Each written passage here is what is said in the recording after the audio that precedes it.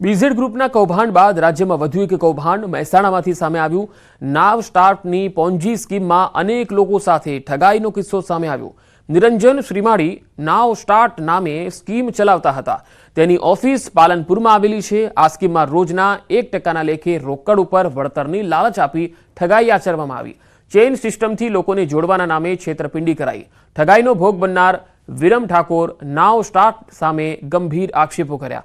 તેમણે કહ્યું કે મેં પોતે 4 લાખ રૂપિયા રોક્યા, પરંતુ 5 મહિનાથી પેમેન્ટ થયું નથી। 10 થી વધુ લોકો મહેસાણામાં છેતરાઈ ગયા। આ મુદ્દે એસપી કચેરીએ ફરિયાદ અપાશે। મેં પાલનપુરની એક નાવ સ્ટાર્ટ તરીકે કંપની હતી, એના અંદર આજથી લગભગ 29/3/2024 રોકાણ કર્યું હતું 2 લાખ રૂપિયાનું।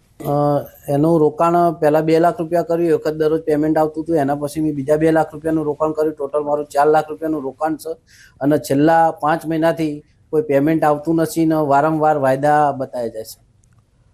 સુરતના ઉધના વિસ્તારમાં આવેલી ફાઇનાન્સની ઓફિસ પર ફાયરિંગના મામલે ક્રાઇમ બ્રાન્ચે 2 આરોપીની ધરપકડ કરી છે। ચીખલીગરના બંને સભ્યોને ઘટના સ્થળ પરથી લઈ જઈ અને પોલીસે રિકન્સ્ટ્રક્શન સાથે વરઘોડો પણ કાઢ્યો હતો। આ બંને એ આરોપીઓ છે કે જેમણે ફાયરિંગ કર્યું હતું અને આખા વિસ્તારમાં ભય ફેલાવ્યો હતો।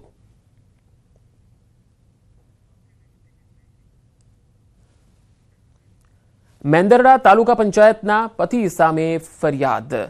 દીપક મકવાણા સામે નોંધાઈ પોલીસ ફરિયાદ। ટીડીઓની ફરજમાં રૂકાવટ બાબતે ફરિયાદ। ટીડીઓ સામે ગેરવર્તનનો ફરિયાદમાં ઉલ્લેખ છે। ટીડીઓ સામે દીપક મકવાણાએ દાદાગીરી કર્યાનો પણ આરોપ છે। મેંદરડા પોલીસ ફરિયાદ નોંધી તપાસ હાથ ધરી છે।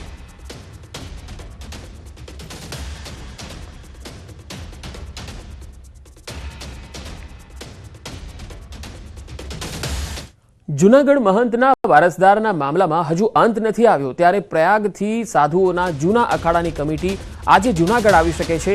આચાર્ય મહામંડલેશ્વર અવધેશાગીરીની અધ્યક્ષતામાં કમિટીની રચના કરાઈ છે।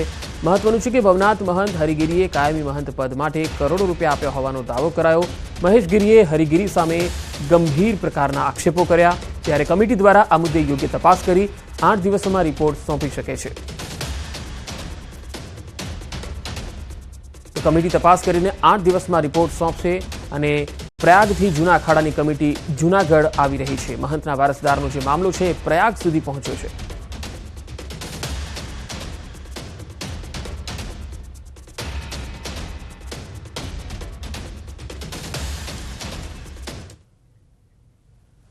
મહેસાણામાં તોફાની કપિરાજ પાંજરે પુરાયા। સતલાસણામાં કપિરાજે આતંક મચાવ્યો હતો। છેલ્લા 2 દિવસથી કપિરાજે ભય ફેલાવ્યો હતો।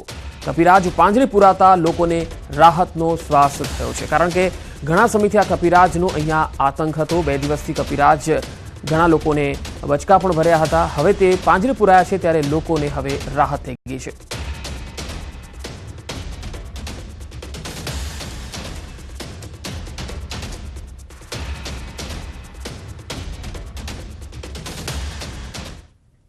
સુરતમાં હીરા ઉદ્યોગમાં આર્થિક મંદીના કારણે રત્ન કલાકાર વાહન ચોરીના રવાડે ચડ્યો છે।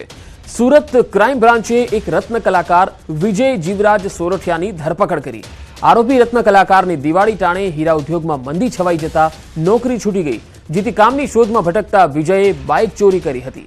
આરોપીને વરાછામાંથી ચોરેલી 25,000ની કિંમતની બાઇક સાથે ઝડપી અને વધુ કાર્યવાહી હાથ ધરવામાં આવી।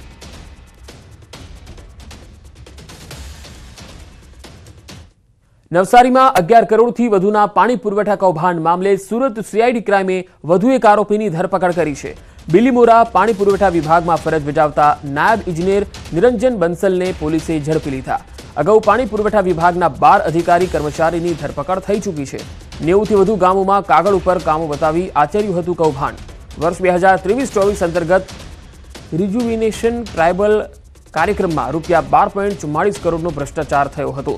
6 અધિકારી અને એક નિવૃત્ત અધિકારીની સંડોવણી બહાર આવી છે। 159 કામો ન કરવા છતાં ખોટા બિલો બનાવી સરકારી નાણાં કોન્ટ્રાક્ટરોને ચૂકવી દીધા હતા।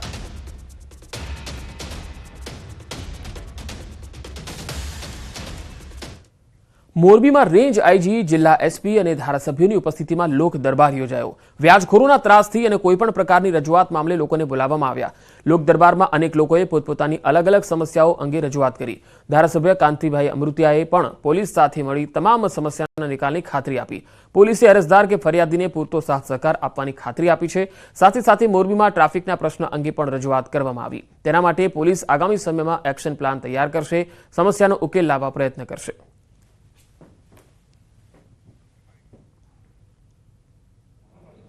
₹38 કરોડના ઉદ્યોગકારોના પૈસા જે ફસાયા હતા એમાં ₹19 કરોડ પાછા આવી ગયા છે. એ સાથે સાથે આજે જે મિટિંગ કરી એમાં પણ અમુક લોકોને જે બીજા જિલ્લાઓમાં, બીજા રાજ્યોમાં જે નાણાકીય વ્યવહાર થયેલા હોય અને જે મુશ્કેલી પડતી હોય તો એને વધારે મજબૂત કરવા માટે અમે એસઆઈટીમાં 2 પીઆઈની વધારે નિમણૂક કરશું. હજુ અમારી પાસે 200 જેવી ફરિયાદો પેન્ડિંગ છે એસોસિએશનમાં અને ટોટલ 400 કરોડની એમાઉન્ટ છે. આ પણ એકી સાથે આપવા માટે આઈજી સાહેબે કાંતિભાઈ દોલજીભાઈએ સૂચના આપેલ છે કે એકી સાથે તમે બધી અરજી આપી દો. સ્ટાફ ઘટતો હશે એસઆઈટીમાં તો અમે સ્ટાફ વધારી અને તુરંત આની પાછળ કાર્યવાહી કરશું અને જેમ બને તેમ ઝડપી રિકવરી થાય એ માટે તમામ પ્રયત્નો કરશું. પહેલી જમીનની અમારે જમીન વેચી હતી અને એમણે લીધી.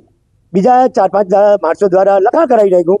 લખા કરાવ્યું એટલે કે બોલો કે આનો શું લખત તો કે 85 લાખ તો કે 20 લાખ આવેલા અને પાછળ બાકી અમે 3 માસમાં હાલી દઈએ.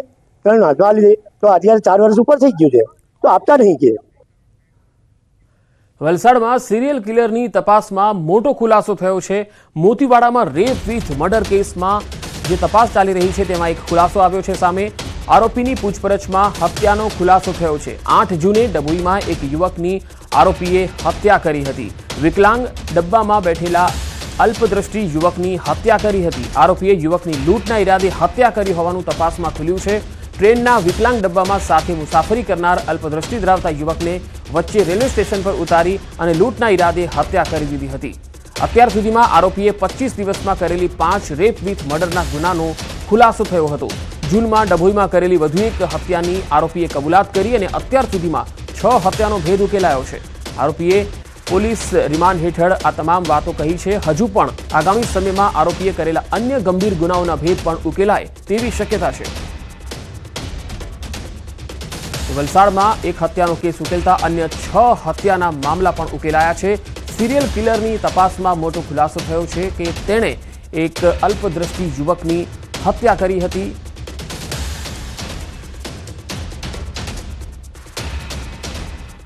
કહેવાય છે કે દરેક સફળ પુરુષ પાછળ એક સ્ત્રીનો હાથ હોય છે, પણ અહીં સ્ત્રીના સફળ થવા પાછળ એક પુરુષનો હાથ છે.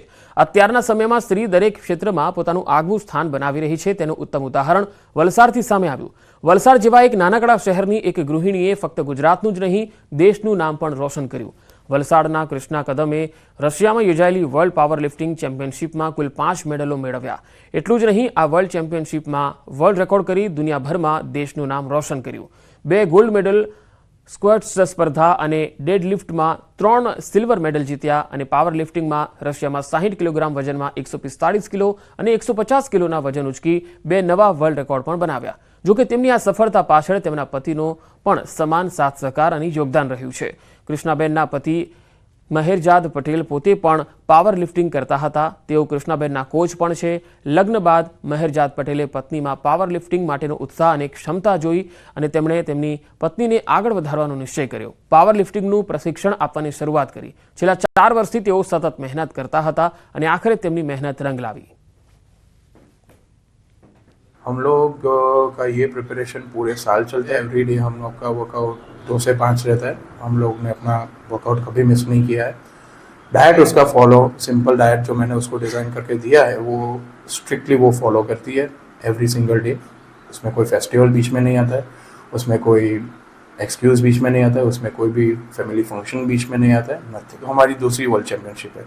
लास्ट ईयर से काफ़ी बेटर परफॉर्मेंस इस साल भी हुआ, लेकिन उसका श्रेय लास्ट ईयर के प्रेप को भी जाता है कि जो हुआ है वो आज લાઈક બૂંદ બૂંદ સે દરિયા બના. મારું ઇન્સ્પિરેશન મારા હસબન્ડ જ છે. જ્યારે અમે વર્કઆઉટ કરતા હતા ત્યારે એમણે નોટિસ કર્યું કે હું રેગ્યુલર વર્કઆઉટમાં બી ઘણું હેવી વેઇટ લિફ્ટ કરી રહી હતી. તો એમણે મને ધીમે ધીમે પછી પાવર લિફ્ટિંગ માટે ઇન્ટ્રોડ્યુસ કર્યું કે તારું પોટેન્શિયલ ઘણું સારું છે, તો તું પાવર લિફ્ટિંગમાં આગળ ઘણી સારી પ્રગતિ કરી શકે છે. ને એ પછી જ મેં ધીમે ધીમે પાવર લિફ્ટિંગમાં આગળ વધવાનું ચાલુ કર્યું ને આજે હું જે પણ છું એ એમના લીધે જ આજે હું અહીંયા છું. રાજ્યના વધુ સમાચારો પર નજર કરીશું. હાલ રોકાઈશું એક વિરામ માટે.